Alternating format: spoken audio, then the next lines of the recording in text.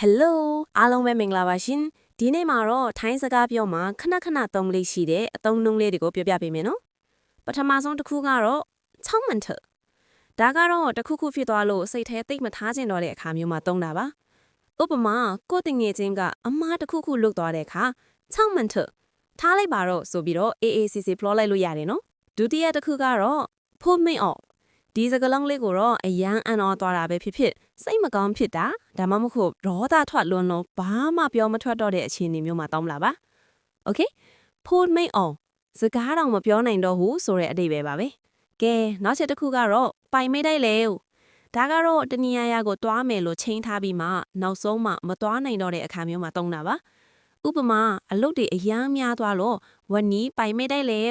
ဒီနေ့တော့တွားလို့မရတော့ဘူးလို့ညင်းချင်တဲ့အခါတုံးကြည့်ပါနော်နောက်ဆုံးတစ်ခုကတော့မိรู้จะพูดอะไร